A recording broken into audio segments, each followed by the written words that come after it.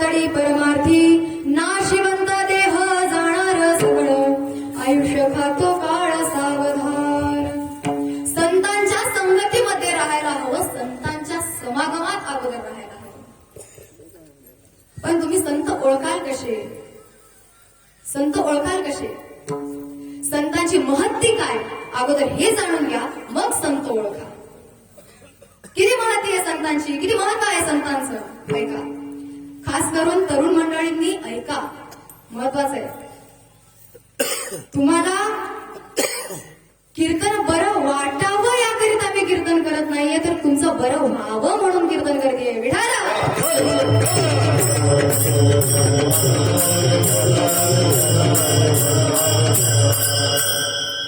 संत समागमे धरून यावडी, संतांच्या संगतीमध्ये तुम्ही राहा.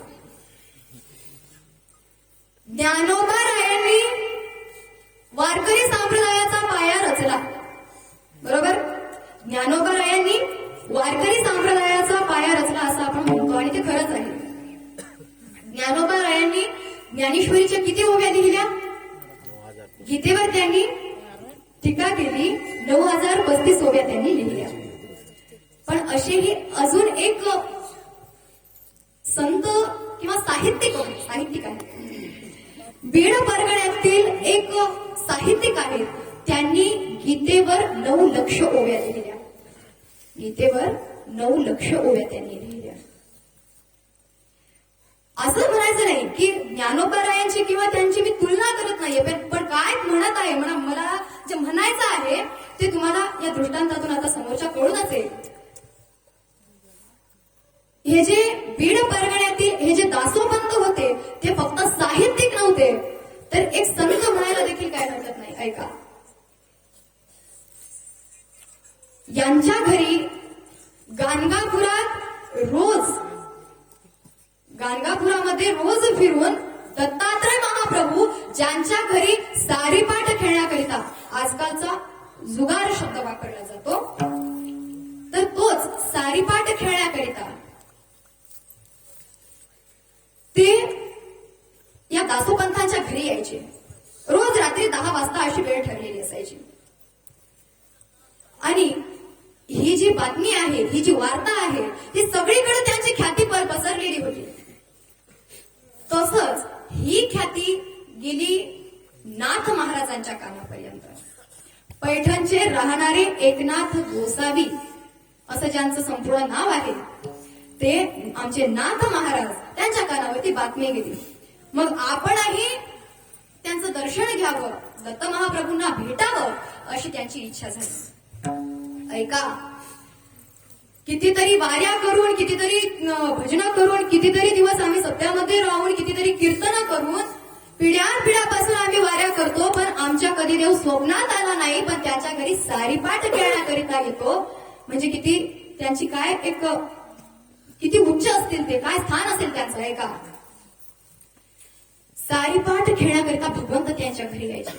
मग एक दिवस नाथ महाराज हे बीड परगण्यामध्ये आले आणि त्यांनी दासोपंतांची भेट घ्यावं म्हणून त्यांच्या घरी पोहोचले. नाथ महाराज घरामध्ये प्रविष्ट होणार इतक्यात दासोपंत बाहेर आले. सकाळी सकाळी तुळशीला पाणी घालण्याकरिता ते बाहेर आलेले. तुळशीला पाणी घातलं. म्हणले, आपण कोण? त्यावेळेला नाथांनी सांगितलं, मी एकनाथ गोसावी, पैठणचा राहणारा. म्हणले, इथं का? त्यावेळेला त्यांनी सांगितलं की आपल्या घरी रोज दत्त महाप्रभू येतात असं मला कळलं आणि त्यांचं दर्शन मला व्हावं वाटलं आणि त्याकरिता मी इथं आले. मग त्यानंतर ठीक आहे म्हणले, हो बरोबर आहे, येतात ते. मग काय नाही म्हणले, मला त्यांची भेट घडवून दिलात तर चांगलं होईल. बरं म्हणले, तुम्ही रात्री या. रोज रात्री 10 वाजता दत्त महाप्रभू घरी येतात, आम्ही सारीपाठ खेळतो आणि त्यावेळेला मी तुम्हाला भेट घडवून देतो. नाथांनी आज्ञा घेतली. नाथ घरी परतले, पैठणला आले. दिवसभर आज रात्री भगवंताचं आपल्याला दर्शन होणार, देव आपल्याला मिळणार. जेव्हा जनार्दन स्वामीकडे ते होते त्यावेळेला दर्शन झालेलं आणि त्यानंतर दर्शन नाही झालं. मग दर्शन आज होणार, दत्त महाप्रभू आज भेटणार. दिवस गेला विचार करण्यात, दिवसभर त्यांनी नामस्मरण केलं भगवंताचं, दिवसभर पूजा अर्चा सगळं काही त्यांचं चालू होतं. आज आपल्या जीवनाचं कल्याण होणार. आणि त्यानंतर रात्रीचे 10 वाजले. 10 वाजता जेव्हा त्यांनी बीड परगण्यात त्या दासोपंतांच्या घरी पोहोचलेले असताना 2 चौदार बाहेर बाजूला थांबलेले होते, सैनिक होते. मग ते बघितल्यानंतर त्यांनी म्हणलं मला आत जायचंय, पण त्यांनी थांबवलं. म्हणले आत दत्त महाप्रभू आलेले आहेत, दासोपंत आणि दत्त महाप्रभू दोघांचा सारीपाठ चालू आहे आणि आत कुणालाही प्रवेश नाही. मग नाही म्हणले, दासोपंतांनीच मला सांगितलं, पंतांनी मला सांगितलं होतं इथं यायला आणि दर्शन घडवून देतो म्हणले होते आणि म्हणजे त्याकरिताच मी इथं जर आलेलो असेल तर माघारी कसा फिरणार, म्हणजे तुम्ही आत विचारून या. मग तेव्हा त्यातला एक चौदार आत गेला, शिपाई तो आत गेल्यानंतर त्यांनी विचारलं. म्हणजे बाहेर कोणीतरी सद्गृहस्थ आलेत, नाव त्यांनी एकनाथ गोसावी सांगितलेलं आहे.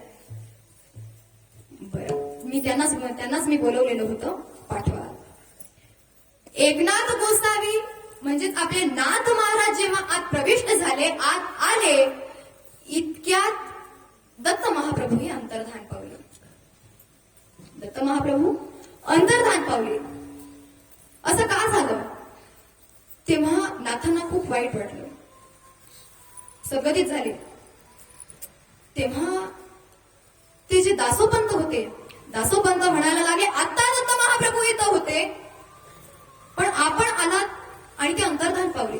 मला तर वाटतं बघा, आपलं काहीतरी पुण्य कमी असावं, थोडासा अहंकार.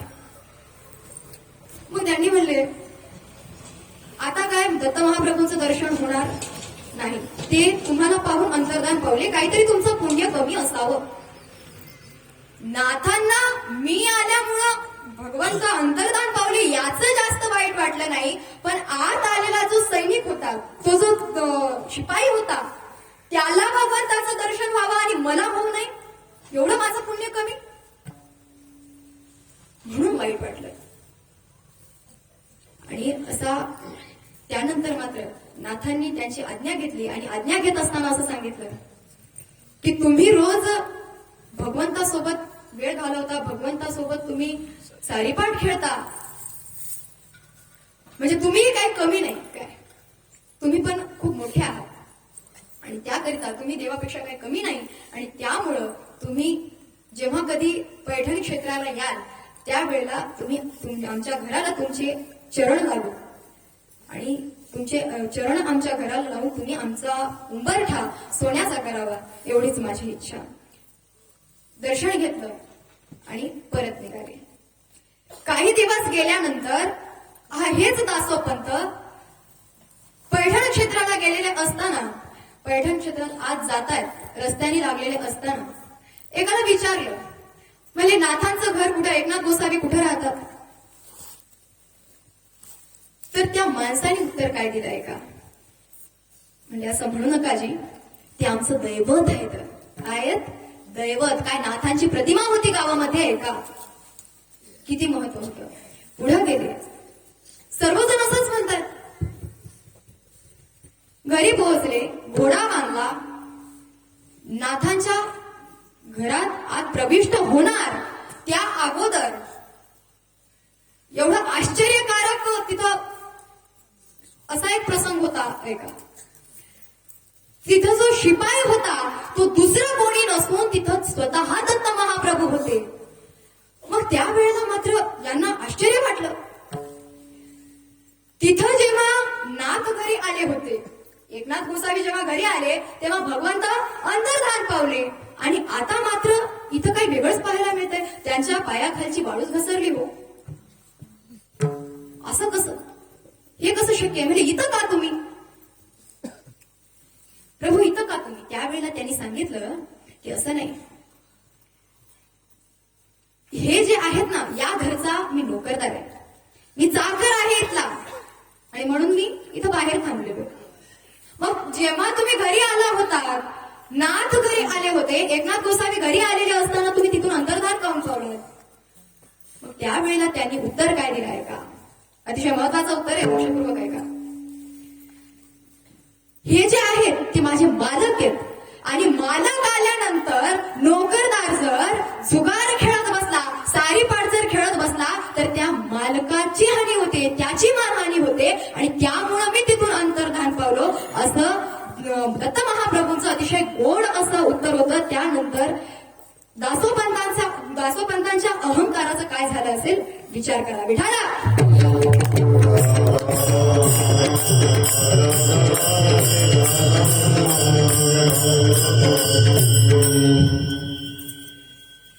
ज्ञानोबा काही जणांची अशी शंका असते की ज्ञानोबा रायांनी ज्ञानेश्वरी कधी लिहिली?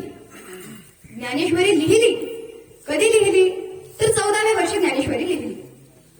मग 14व्या वर्षी ज्ञानेश्वरी लिहिली तर एका डॉक्टरांकडे आलेला होता. त्या डॉक्टरांच्या टेबलवरती ज्ञानेश्वरी दिसली. ती ज्ञानेश्वरी पाहिल्यानंतर त्यांनी प्रश्न केला की आपल्याकडे ज्ञानेश्वरी, आपण वाचता ज्ञानेश्वरी? आश्चर्य वाटलं. डॉक्टर हो म्हणले, मी वाचतो. ज्ञानोबा रायांनी ज्ञानेश्वरी 14व्या वर्षी लिहिली असं म्हणतात, तुम्हाला हे पडतं का हो तुमच्या बुद्धीला? अशी शंका त्यानं केली. त्यावेळेला डॉक्टरांनी काय उत्तर दिलं आहे का? काय म्हणले डॉक्टर बघा, की ज्ञानेश्वरी ज्ञानोबा रायांनी 14व्या वर्षी लिहिली, याच्यावर तुम्ही शंका घेताय, मला मान्य आहे. पण आज तुम्ही इथं का आला? मला बीपी झालाय. बरं, का आहे तुम्हाला बीपी? तुमचं वय किती आता? 31 वर्ष वय. मग तुम्हाला एवढ्या लवकर काय गरज? आता बीपी काय व्हावा तुम्हाला? त्यावेळेला त्यांनी सांगितलं की माझे आजोबा जे होते त्यांना बीपीचा त्रास होता, वडिलांना सुद्धा बीपीचा त्रास होता आणि मला सुद्धा बीपीचाच त्रास आहे. आणि म्हणून कसं आहे, परंपरा अनुवंशिकतेनं चालत आलं असं आहे का? मग तसंच ज्ञानोबा रायांचे आई वडील माहित आहेत का तुम्हाला? त्यांचे आजी आजोबा माहित आहेत का? त्यांचे पणजोबा माहित आहेत का? ते काय करायचे, काय होते ते? आध्यात्मिक वातावरणात वाढलेले, संस्कारिक असलेले, सतत पांडुरंगाच्या श्रीहरीच्या चिंतनात असणारे, अशी त्यांची परंपरा, असं त्यांचं कुळ. आणि मग मला सांगा, ज्ञानोबा राय 14व्या वर्षी ज्ञानेश्वरी ज्ञानोबा रायांनी लिहिली, यात शंका कशी कराल? विचार करा, थोडा विचार करा. ज्ञानोबा रायांनी 14व्या वर्षी ज्ञानेश्वरी लिहिली, शक्य आहे की नाही? आता म्हणजे घरात जे चालत आलेलं आहे ते सरळ सोपं आहे काय? आजोबा आणि त्यानंतर बाबा, त्यानंतर हा, बरोबर आहे ना? समजा एखाद्या घरामध्ये वडीलच रोज बाहेर फिरणारे, गाव पूर्ण पालतं घातल्याशिवाय यांना करमत नाही. मग मुलगा कसा निघणार? तसाच निघणार. तसं ज्ञानोबा रायांच्या परंपरेमध्ये सगळा कुळ त्यांचा कसा होता? पारमार्थिक होता. आणि त्यामुळे 14व्या वर्षी त्यांनी ज्ञानेश्वर लिहिली. यावर शंका घेणं खरं तर चुकीचं आहे.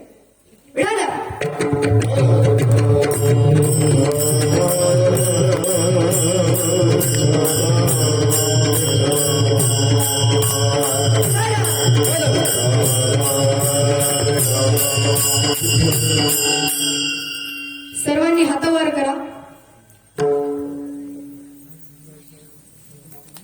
सर्वांनीच करा. आम्ही गावे तुम्ही कोणी काही न म्हणावे, ऐसे तर आम्हा सांगितले नाही देवे. म्हणून सर्वजण भजन गायचं, सर्वजण माग म्हणायचं आणि टाळ्या चुकू द्यायच्या नाही. तू ले हरी का नाम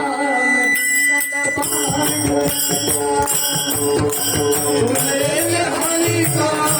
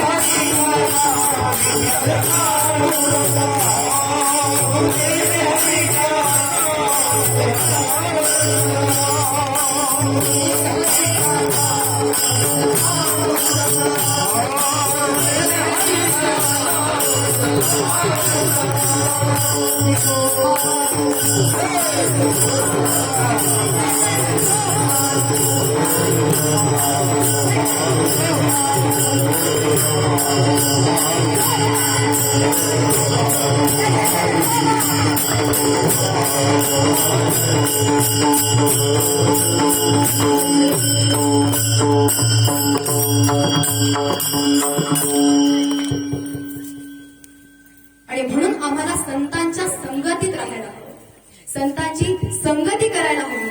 संतांना आता आम्ही ओळखायला लागलो, संत आम्हाला कळायला लागले. मग संतांच्या ठिकाणी आम्ही आवड जर निर्माण केलो तर काय काय होईल. संत समागमे धरोनी आवडी करावी तातडी परमार्थी. मग ते काय शिकवतील तर परमार्थाची तातडी करायला, परमार्थाची बरा करायला आम्हाला शिकवतील. विठ्ठल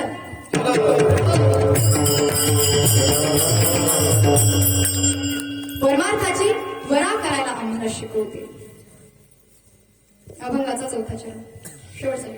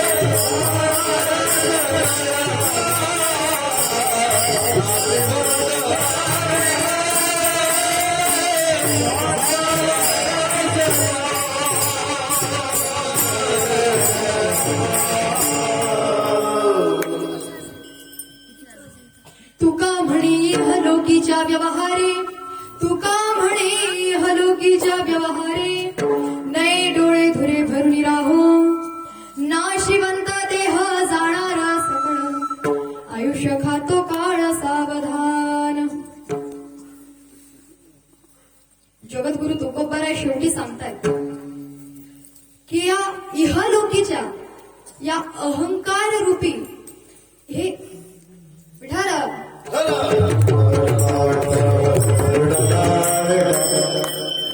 अहंकार रूपी धूर डोळामध्ये तू भरून घेऊ नकोस. अहंकार रूपी धूर, हा अहंकार रूपी धूर. त्याचं कारण काय?